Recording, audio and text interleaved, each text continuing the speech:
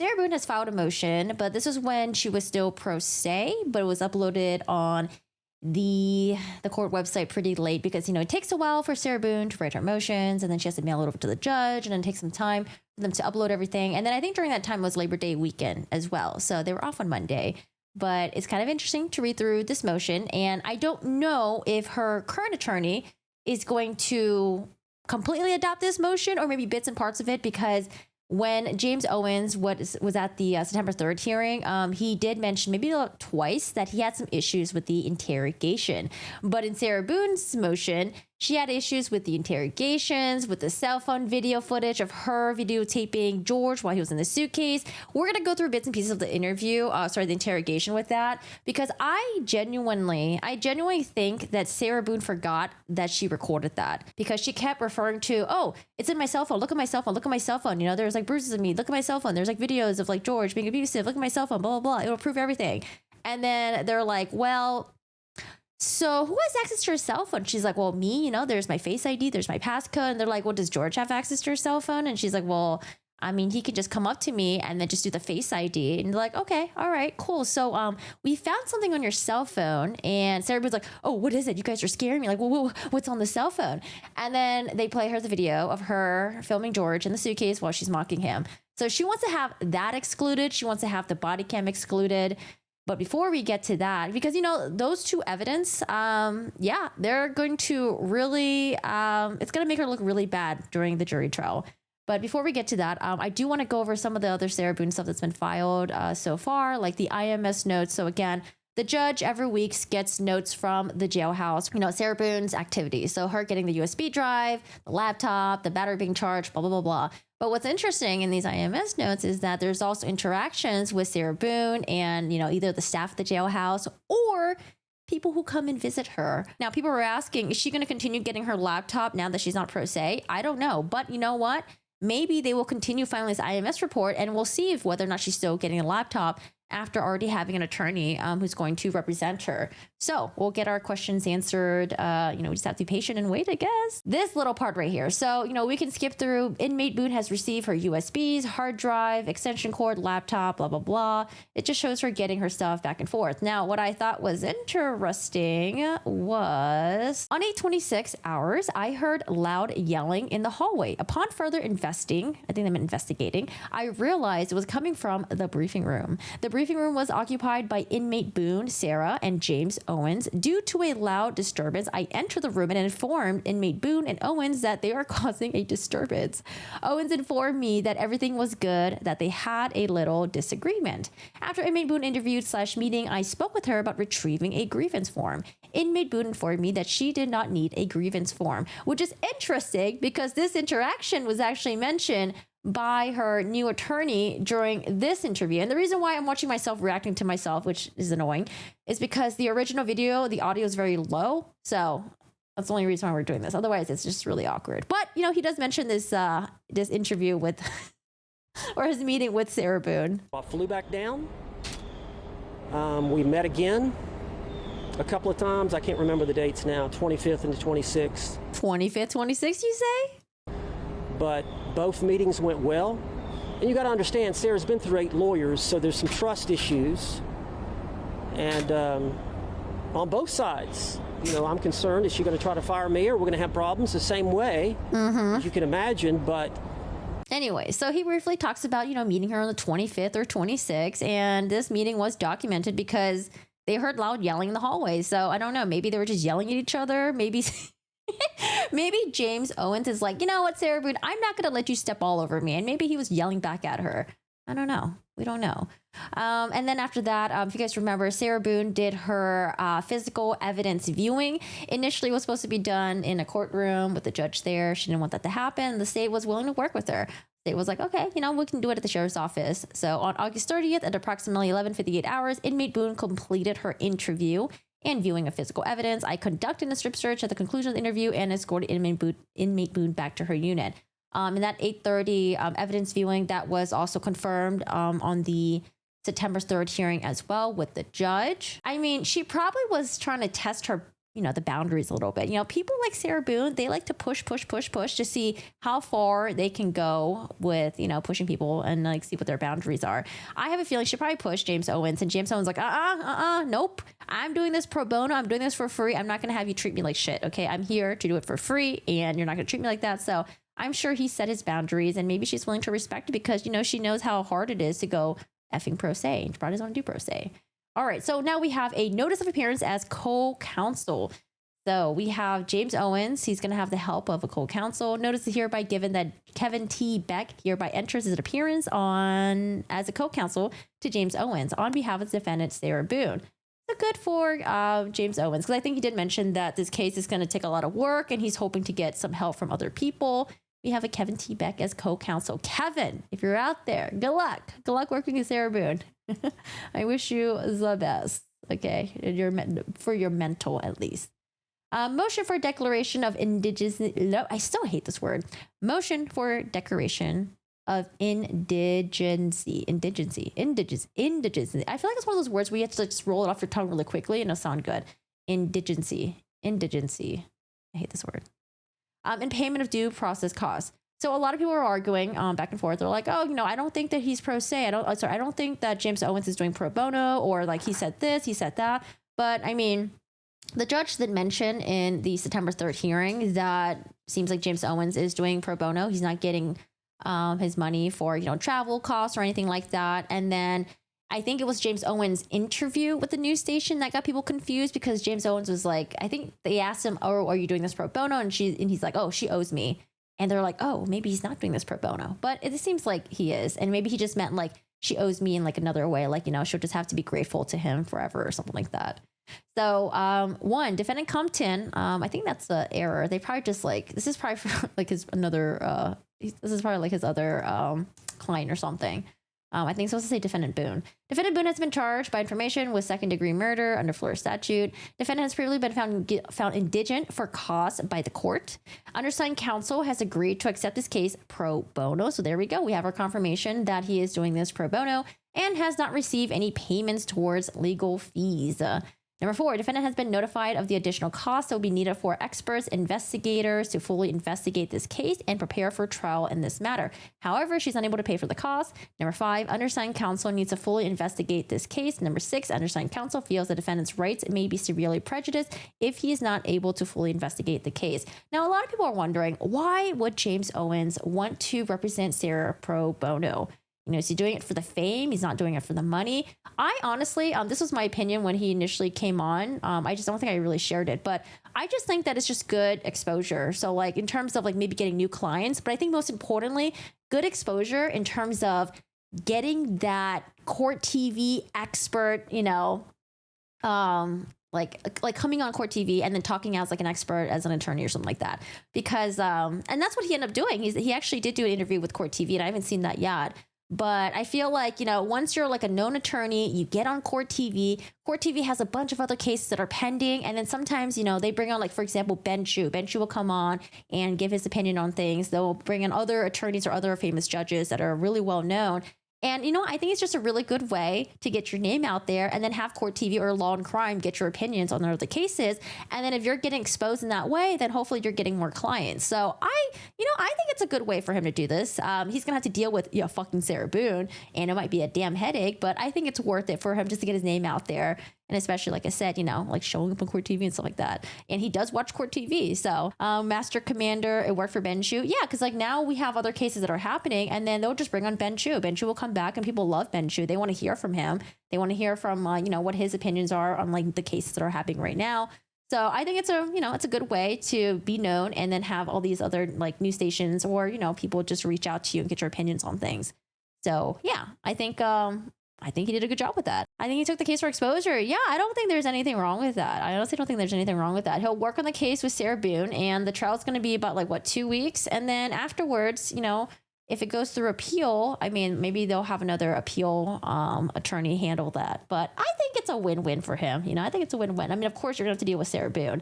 It is possible that, people could hate you because it's like, oh my God, you're representing Sarah Boone, all that stuff. But I still think that it's a really good exposure. Like I said, let Court TV, let Law and Crime come and invite you on their shows and get your opinions on things. Oh, so notice of intent. Now remember, the attorney, James Owens, he put in a motion to continue. The judge denied that. The judge was like, you took on this case. You knew what was going on here. You got all the stuff. You got all access to the internet stuff. And, you knew that, you knew what you were signing up for, essentially. And so the judge denied the motion for continue. They're going to keep the court trial to happen about less than a month now on October 7. Now, they had to put in an intent. So I guess like what their defense is going to be, right? And so Mr. James Owens was like, well, I have to meet with these experts. But I mean, we already do have one expert that that her previous attorney met with. This was from a couple years ago. And it seems like she met with Sarah Boone 6 times already. So I have to get in communications back with her again to see if she's willing to take on this case. But they did want to have another expert, another forensic psychologist. And I think James Owens said that he was emailing him over the weekend, I think like Labor Day weekend. Didn't get a reply yet, but was hoping to get a reply, hopefully soon. I'm assuming they didn't reply back because they're not listed on here, but maybe, maybe that other expert didn't want to be involved in this case. Maybe he looked at Sarah Boone's case and was like, I don't know if I could put my name on this, or I don't know if she really qualifies for battered spouse syndrome, or maybe there was a schedule conflict. We don't know. Okay. But notice of intent to rely on the defense of the battered spouse syndrome comes now the defendant by and through the signed attorney. Battered spouse syndrome defense on the Florida Rules of Criminal Procedure gives notice of intent to rely on the defense of battered spouse syndrome and states, number 1, at the time of the alleged offense, the defendant was suffering from battered women syndrome as a result of the physical and psychological abuse the defendant sustained at the hands of the alleged victim, George Torres. Number 2, Dr. Julie Harper will be a Category A witness for the defense in establishing this condition on the behalf of the defendant. So Dr. Julie Harper worked with Sarah Boone previously. This was when Sarah Boone had the attorney number 2, Mauricio Padilla, and James Owens mentioned that Dr. Julie Harper met with Sarah Boone about 6 times. Dr. Julie Harper is a forensic psychologist. Here's the address, blah, blah, blah, in Florida. Now, remember, he wanted to have a second forensic psychologist. That was a Dr. Michael Brannon. Dr. Michael Brannon was the expert on the Marsha Thompson case, and she was acquitted of first-degree murder. Apparently, she was accused of shooting her boyfriend or husband. I think it was 9 times with 6 of them in the back. And I don't know the ins and out of that case, but when I was reading it on stream, I just read an article about it. I was like, I'm really surprised that the jury acquitted her. But like I said, I don't know the nuances of it. So, if I read it in its entirety or watched the entire case, maybe I would agree with the jury. But yeah. Anyway, so they wanted to have that expert to come in on Sarah Boone's case as well. And I'm assuming maybe that didn't work out, or maybe they're still working something out here. We'll see. Additionally, he did also want another expert as well. That was this one was a lengthy one. Crime scene reconstructionist and death investigator. The judge is going to address the requests for all these experts. I think they were going to have JC there as well, because JC is the one that will approve the expenses and all that stuff. So we are still waiting to see if that's going to happen maybe recently, maybe soon or something. I don't know. I do know that they have a pretrial hearing at the end of this month, August 20th. So she's still pro se, because I think the notice of appearance that was filed by the attorney was August 30th, I think. This is interesting because I know that James Owens recently mentioned that he had issues with the interrogation. This was the hearing that happened a couple days ago. My understanding is a lot of the 2-hour interrogation with the Sheriff's Department has been transcribed. I haven't reviewed that, but we do have a problem with that interrogation. Now, that's why I made the request about the policy. Our policy in my county, Santa Rosa County, is a little bit different. And based on my discussions with her. Yeah, so he was reaching out to the state, I think, to provide them, defense, with the policy of the, the Sheriff's Department at that time when the interrogation took place, because he said he had issues with it. Now, he does have time to object to the evidence, but this is what I just want to read Sarah Boone's motion. And again, I believe that her attorney is planning on abandoning all the motions, I think, that Sarah Boone has filed while she was pro se. I know for sure that he wanted to abandon the request for a neuropsychologist. He's like, no, we don't need the neuropsychologist. We're going to have the forensic psychologist, and we want 2 of them. So it says right here, too. Let me see if I could find it. Court order minutes. Defense abandons the motions previously filed pro se by the defendant. So that was specifically, I remember they were talking about the neuropsychologist. I don't know if this just wasn't discussed yet, probably because maybe it wasn't officially filed, and it was filed like 2 days after the September 3rd hearing. So I'm assuming maybe because he did say that he had issues with interrogation. So maybe he'll adopt some of it and maybe abandon some of it. But this is what Sarah Boone wants. All right, so motion to object by defendant to state's digital evidence. So again, remember, Sarah Boone had until August 23rd to object to the state's evidence. Let's see what she says. Comes now to defendant Sarah Boone by way of pro se, respectfully requests from this honorable court that my motion be heard as my reasons why I am objecting to the state's evidence against me, and to exclude or limit the following particular items attempting to be admitted into my criminal case by the state. Objections are for digital content specifically and only located in the USB jump drive titled as 2024, blah, blah, blah. Boone, Sarah. Digital discovery compilation, which was submitted to the defendant on August 9, 2024. Objections by the defendant are as follows. So we have A, the suitcase videos, 3 of them. She writes in a little bulletin, these files were obtained from my personal cell phone. X, there are no videos located in this folder on the jump drive. Number 1, photograph of suitcase. Number 2, an audio, 2 minutes and 3 seconds. Another one, an audio, 22 seconds. A, lack of authenticity. So this is what Sarah Boone argues. There is no one to testify that the picture and audio are the same as the scene was at the time the audio was recorded and photograph taken. The prosecution fails to establish authenticity in any of these 3 items submitted. I would just assume that the state would hire an expert who could talk about the metadata, talk about like, okay, well, this video or audio was recorded on this date. Here's the geolocation if there is one. And here's the timestamp and all that stuff. So I'm assuming they'll probably have an expert to explain that.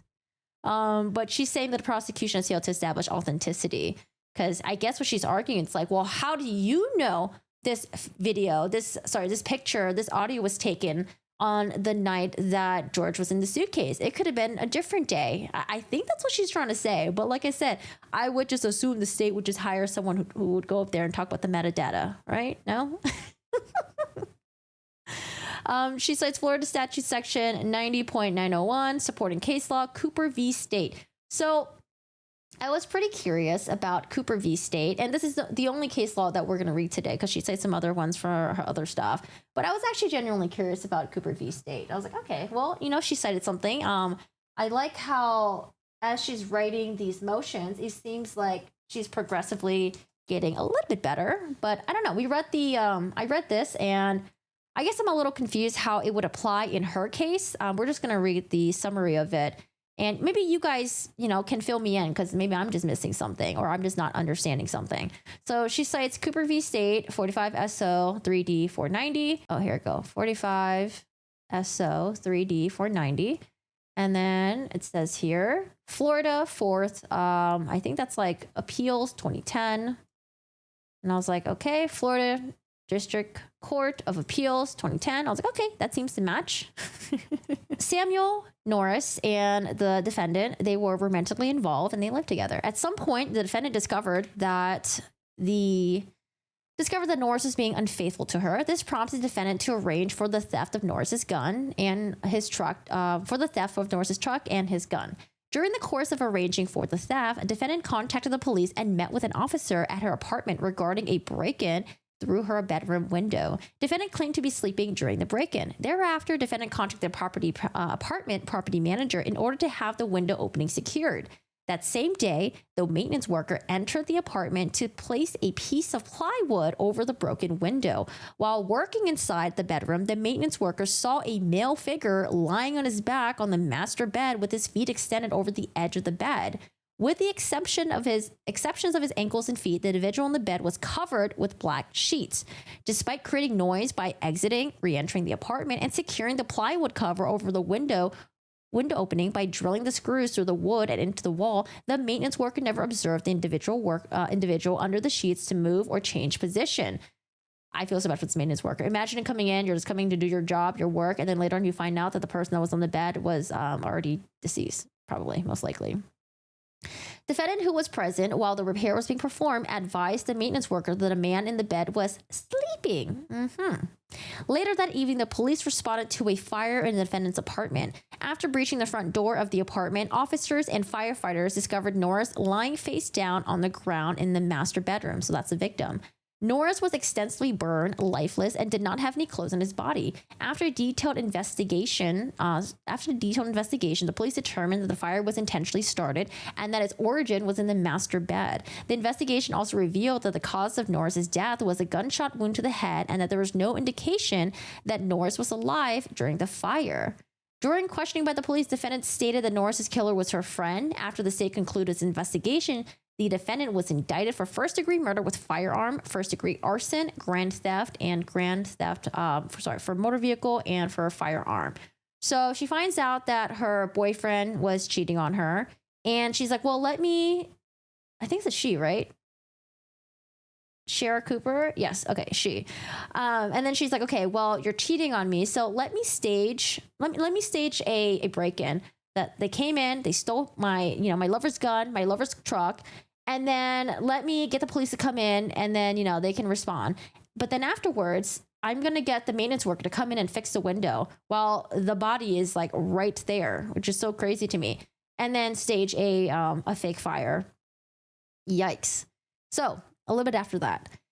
Now, at trial, the state sought to introduce the defendant's wireless telephone records through the expert testimony of a store manager with Verizon Wireless. The purpose behind introducing the wireless phone records was to establish defendant's location on the date and time the crimes were committed. So it's like, okay, so maybe this is where Sarah Boone is saying that this applies to her as well. They're talking about having an expert come in, talk about the cell phone records and all that stuff, and to make sure that it's correct. So the state's expert testified that he was responsible for monitoring and managing a different Verizon retail stores. Okay. B, trained and experienced in the operation of a cell phone, data, servicing, records processing, customer billing, and technical support. C, knowledgeable in matters relating to call records and the transmission of a customer calls through Verizon's network. He also testified that Verizon maintained call records as a normal course of business and described how customer calls travel through its system. With this information, the expert explained that when a customer places the call connects to a nearby tower location and then transmits it to a switching station where a call record is stored at the time the call was made. Now, before the admission of the defendant's telephone records, defense counsel argued that the expert was not qualified to testify as to how Verizon maintained the records. Defense also said that the witness did not know if the records were contemporaneously made with a telephone call.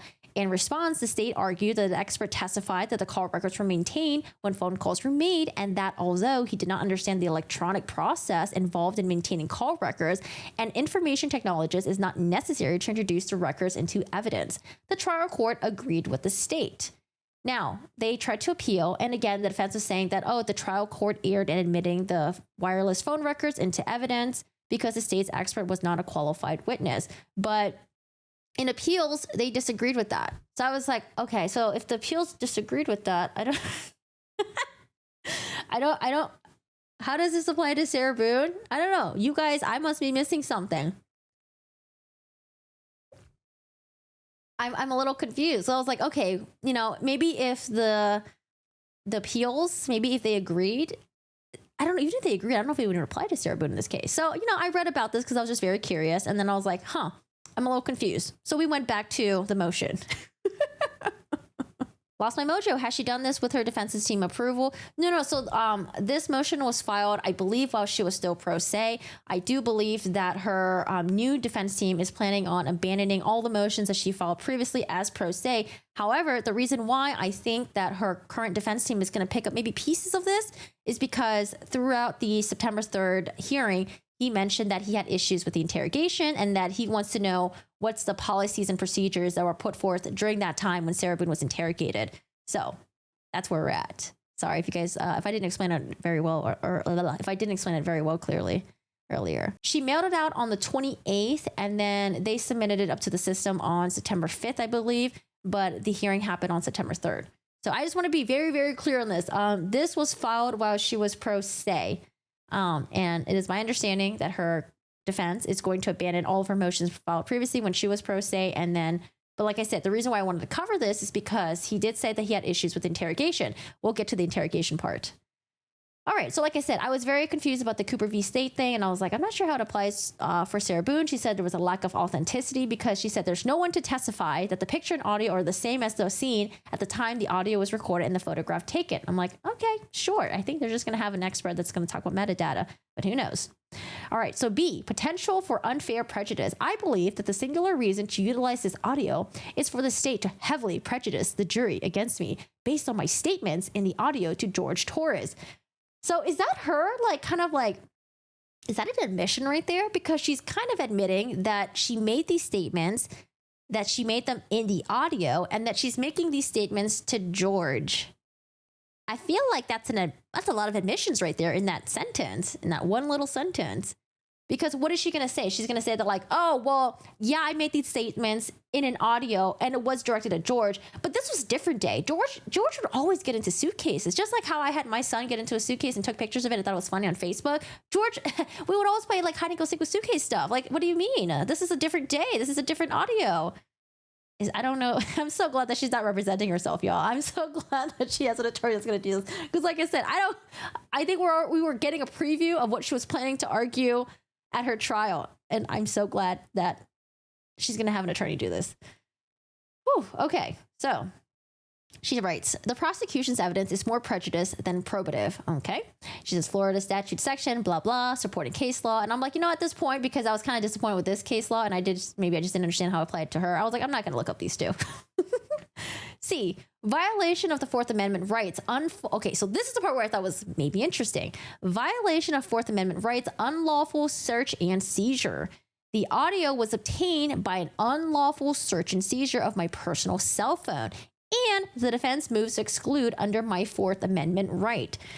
So I was like, actually, this is kind of interesting because if we look at the body cam, we already watched this. Body cam, where's the body cam at? Oh, this is interrogation. Okay, so this is the body cam here. I tried to search for the term phone to see if they ever asked her like, hey, Sarah, like, can we have your phone? Or like, did she offer her phone to law enforcement? But I didn't really get anything. This is all I got right here. In Altamont, but I think he's doing whatever Marine thing he's doing. But the only way... Your phone's inside, correct? Yes. Does he have a phone? No. He doesn't have a phone. He used my phone. He uses your phone. Yeah, we did it together. So the only place I could go is over to Brian's house. So I don't think he'll have a problem with it. Okay. So... Well, like I said, we're not going to leave here. If you do not feel safe, you're not going to leave here with you not feeling safe, because then we're liable. And then his ex-wife in Philadelphia. Well, she's in Philadelphia, but yes. There's going to be a funeral. Right. But that, you're talking like days and... So, this is the body cam footage. This is the day that, 911 was called. They responded. George saw it in the suitcase. And she's asking, oh, your phone's inside, right? And Sarah's like, yeah. So we don't really hear anything else about the phone. And then we get to the interrogation. Now, what I want to ask you guys, is there another interrogation? This is the only interrogation that I know of. And I think this is the one that JCS used. Were there other interrogations of Sarah Boone? Because I know at this point, they already had the phone in their possession. I don't know if she willingly gave it to them or what happened, or if they just took the phone from, the house. I don't know. I have no idea. But I'm assuming, I just assumed that she gave it to them because, well, one, there was a passcode and a face ID on there. How did they get in? Were they able to guess it that quickly? Or did she give them permission by giving the passcode and all that stuff? And the reason why my assumption is that she gave them the passcode and she allowed them to go through her phone is because, well, when I was searching the term phone, here's what we get with Sarah Boone. What do you mean by he comes after you? Like, he gets belligerently drunk. Mm-hmm. Like, I don't know if you all have looked through my phone yet and seen any of the pictures and the videos that I have taken. Mm-hmm. So that right there is like, okay, so she knows that they have the phone in the possession. Okay. And she's like, I don't know, do you guys look through the phone yet? She brings it up again. So he always had something on his mind, which is why, again, I got the puzzles and the paint to try to get him off of it so we don't have a drink, or he doesn't have a drink. So when you all see my phone, you can see all of the damage he has done to me and the videos of him smashing my television. So again, she's like telling them, you know, when you guys see my phone, you're going to see exactly what I'm talking about. Just don't tell me that. The office property manager. At some point, somebody gets enough, then they have to do something to defend themselves. I would just flee, and I don't know if you would like to see on my phone, or I think it's actually on a laptop. I actually, because, and you have to understand too. So again, she says, you know, I don't know if you'd like to see it on my phone, or I think it's on my laptop. I don't know. It seems like she was cooperating with the police. She was working with the law enforcement, and, you know, that's why I was assuming that she gave them the phone willingly. But it seems like she's saying that, like, maybe she didn't. Why he didn't even bother calling anymore, because he knows that she's going to answer and he's going to have to talk to her, so therefore he can't talk to his daughter. The other time he talked to her, made her talk to Cookie. That's on my cell phone too, so you can see it. See, that's on my cell phone too, so you can see it. Oh, you know what? I do wonder, the search warrant would have mentioned. So yeah, if they got a search warrant from the judge, search warrant granted by the judge, I'm sure that would probably be in the docs that are uploaded on the internet, right? I could probably find it. But I mean, I'm just going through the interrogation here because I just want to know what she's talking about herself. And she's like, yeah, you can see it on my cell phone. You can see it on my cell phone. You know, I'll show you on my cell phone. I'll show you my laptop that all this horrible stuff that was done to me. Do you remember making any videos or maybe having any any photos, videos that you remember doing on your phone on Sunday? And this is where I'm thinking she gave the cell phone to law enforcement, or, you know, they seized it because they had like a search warrant or something like that. And, you know, she was probably like, yeah, you're going to see all the horrible stuff that was done to me. You're going to see how horrible George is. And I genuinely think that she forgot that she filmed George in a suitcase and her taunting him. I just genuinely think she forgot because I think she was just drunk. No. No. I think I took a picture of a dog. Mm-hmm. Okay. Mm-hmm. But your phone is password protected. You have the password. He has the facial recognition, so it's not like someone else could be on your phone. No, I have both. But you have the face and the password. Yes. Yeah, but he only has the face, correct? No. To be able to get onto your phone, you told me that he looks at the phone. Oh, I misunderstood. I thought you were asking if I did. Yes, it's me. Okay. Does he have access to your phone? Because you said it's a shared phone. Okay, how does he have access? Sarah, can I buy your phone? Yeah, it's right there on the kitchen counter. Okay, but how does he get into it because it's password protected? He'll come and get it to me, and I'll just do the face thing. Where sometimes, too, like, he'll joke with me and say, okay, I need to borrow your phone. And he'll hold it while I'm cooking or doing something, do the facial recognition. Okay, so he doesn't know the password, and he doesn't have the facial recognition. No. So he is the only other person that would use your phone, I'm assuming, other than... Well, Lucas. Right. But Lucas wasn't there Sunday. Right. That's her son. So, to your recollection, no videos on Sunday? Not that I'm aware of. Oh, no. And at this point, she's like, probably like, wait a second. Is there a video? Wait, did I forget something? I think she's starting to realize, something's about to happen. Okay. I mean, I guess I maybe took a picture of them, the two of Tess and the dogs, and George, and them dancing. But I mean, it's just Tess. Mm-hmm. Okay. So I have something that I want to show you that we found, and it was from your phone. Mm-hmm. Can you see it? If you need to move it around, go ahead. Oh my gosh. She's probably like, shit.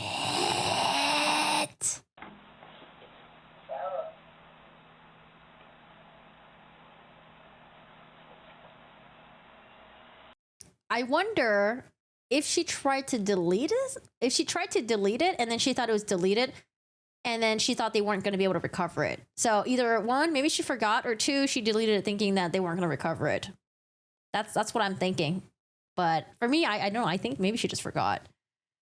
Oh boy. So they're showing her the video, blah, blah, blah. Okay. So I think at some point though, before the trial starts, I do want to watch the interrogation video at some point. And then the body cam footage, I forgot the body cam. There's so much wind noise. So I think I want to watch it, but it might be a pain in the ass to listen to it. All right, so what did she say? The audio was obtained by an unlawful search and seizure of my personal cell phone. Defense moves to exclude under the Fourth Amendment right. Now she talks about the body cams. 4 items. So body cams. A, she says, lack of authenticity. All the body cam videos obtained from uniformed officers on the date of the incident are timestamped and documented incorrectly during the entire use while at the crime scene. You know, I feel like there's definitely been cases that we've seen, definitely been trials where the timestamp is wrong or the date might be wrong. And all they do, they kind of just correct it. They're like, okay, well, you know, the timestamp for this security footage at the store, it's wrong because blah, blah, blah, blah. And then da, da, da, da. And then they just have like the owner come in and they'll confirm. They're like, okay, yeah, the timestamps are wrong. It's supposed to be this, that. So I don't think I've ever seen in a case where the timestamp is wrong, like in a trial. And they're like, oh, we just have to exclude it, I guess. Oh, the dates are wrong. Oh, the timestamps are wrong. And there's no way to actually figure out whether or not these dates and timestamps are actually true. So I don't know if she's gonna, I don't think she's gonna really win this one. But again, she cites Cooper v. State, what we read earlier, and I don't know how that applies to her. B, violation of best evidence rule. The state fails to provide the best version of this evidence. Under the best evidence rule. Oh, also, and then remember in the Karen Reed trial, how everything was all fucky in that one. Not only was the police what was it called again? The Sally port. Not only was the the surveillance video in the Sally port, was it like flipped? I think like weren't the dates like weird or the timestamps were weird or something like that too? Like it was off by a little bit. I don't know. Like there was so much weird shit happening with that one. And, they still allow that evidence to come in. Even though the person who testified and talked about that evidence didn't even notice that it was flipped. But anyways, that's a whole different mess of a case. Yeah. All right. So violation of Miranda rights, lack of authenticity. Did she know what time it was? ? I mean, like, I feel like all they have to do is just look at the police logs, the 911 logs, and then kind of just line it up with, okay, well, here are the officers. They showed up on this day to respond to a woman saying that her boyfriend was, in a suitcase, blah, blah, blah. And so I feel like, just because the dates may be wrong or the times might be off by a little bit or by a lot, I don't know. I just feel like it's not like they're like, okay, well, I guess we have to exclude the whole damn thing. Darn. All right. So C, violation of Miranda rights. The body cam video is recording of me making statements and providing information prior to me giving any Miranda warnings. Now, this other case that I covered, Alexi Treviso, remember when she was making statements on body cam footage, but then there was like the hospital staff was present. Now that one is still kind of in limbo because the trial court was like, oh, we have to exclude this because it violates HIPAA. And then the state right now is trying to overturn that in appeals. That's the reason why her trial, Alexi Treviso's trial, has not happened yet. Now, in terms of Sarah Boone's case, I don't know. I don't think it applies here. I don't think it applies here. Because she was making those statements as they were talking to her. I don't think she was making those statements. I would say she was definitely detained, although they didn't handcuff her, right? They had her like sit there, stay there. They wouldn't let her go in the house, of course, because they didn't want her to fuck with the crime scene. But I guess she's saying that like, oh, I made all these statements on the body cam and that should all be excluded. She says the body camera videos recorded me making statements and provide information prior to me being given any Miranda warning. These are illegal interrogations and a violation of my Fifth Amendment right. And should be excluded under the exclusionary rule. So let's see. She cites Miranda v. Arizona, Edwards v. Arizona. C, defendant's interview. 1 item. A, again, lack of authenticity. This interrogation video has no timestamps throughout its entirety of 2 hours, 6 minutes, and 3 seconds. But it's like, okay, so are you saying that this was recorded before the murder happened? This was recorded at a different time? Like, of course it happened after the murder happened or, the alleged murder happened because we're talking about George here. We're talking about a suitcase and a video. So I don't know. Again, she's saying there's a lack of authenticity because there's no timestamp. Again, cites Cooper v. State. She says the same thing, violation of the best evidence rule, where the state has to provide the best version of their evidence. I mean, maybe that is the best version of their evidence, right? The defendant requests a due date of the... let's see. Oh, this is her wanting to extend the objections, I think. Okay. So the defendant requests that the due date be extended to submit objection based upon defendant 1, is unable to utilize her 6th constitutional amendment right to counsel. 2, has never been pro se before. So again, this was written when she was pro se before we have Mr. James Owens as her attorney. Number 3 is not an attorney or the office of the legal system. 4, lacks requisite professional competency, experience, expertise in the legal field. Yeah, I'm so glad that you're admitting to this. 5, is currently incarcerated. 6, has extremely limited and restricted resources to conduct extensive legal research to further support objections. No internet. Yep, that sucks. 7, does not have full-time use and access to laptop. 8, does not have full-time use and access to tablet. 9, does not have access to privacy. 4, in-depth review of discovery. 10, has limited access to defense team, an investigator to collaborate and complete greater work product. These objections were done as expeditiously as possible based on my current circumstances. The process for pro se defendant requires much more time, especially while incarcerated, than that of an unrestricted, well-educated, resourceful attorney who is fully capable and has all the information available. Also, I reserve my reasoning for my objections for in-court oral arguments. All right, and blah, blah, blah. We don't really care about this part right here. Okay, so she mails this out, and then 2 days after that, she has Mr. James Owens, who filed a notice of appearance, and he's going to be her attorney. Now, Mr. James Owens, like I mentioned, he did say that he had issues with the interrogations, and he's just waiting to get the policies and procedures of the sheriff's office, I guess. So we'll see what happens there. Now, Mr. James Owens, so August 23rd was the deadline for objections for evidence, right? Mr. James Owens was like, oh, well, now that I'm the attorney on this, could we extend that deadline out? And I think they agreed to do that about that deadline. I think they said a week before trial, I think. So now Mr. James Owens is going to go through all the discoveries, all the evidence and stuff, and then he'll have, almost like the entirety of this month to object to any of the evidence. And we'll wait to hear from that. Yeah, we'll wait to see what his issues are with the interrogations, to see if he's also going to object to some of the state's evidence, like the video that Sarah Boone allegedly took, maybe didn't take that night, the audio, the photos. We'll see what he says. Let me see if there's anything else that I wanted to cover. Motion to object, notice of filing, notice of intent, unavailability. I think that's about it. Yeah, that's about it. How are y'all doing today? How's it going? I wonder how often she played hide and go seek. Like how often she got blackout drunk and then the next morning had to search to find things because she didn't remember the night before. Yeah, I wonder if she's going to stick to because I'm assuming she's definitely going to go up there and she's going to have to testify. She's going to have to talk about her relationship with George. She's going to have to talk about that night, what happened, and how she was scared for her life, blah, blah, blah, blah. She's going to have to go there and testify. And I wonder if she's going to stick to the hide and go seek story because she can't. I mean, that hide and go seek story is so ridiculous, but she kind of has to stick to it because, maybe she can say like, oh, I said it in the 911 call. Oh, I said it in the body cam footage. Oh, I said it in the interrogation. But you know what? I was just panicking. I didn't know what else to say. I just went to a childlike state and just said that I was playing hide and go seek with my boyfriend of 4 years. Like, I hope she abandons it because the hide and go seek thing, I don't know. I feel like when the jury hears that, they're just gonna be like, what the fuck were you doing? You're playing hide and go seek, but then he was in a suitcase, and then what? How does that hide and go seek even work?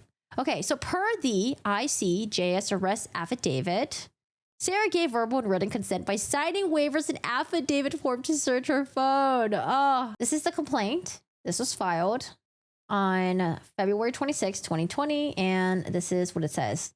On February 24th, 2020, Sarah gave verbal and written consent by signing a waivers and affidavits form for the Orange County Sheriff's Office to search her iPhone. Yeah.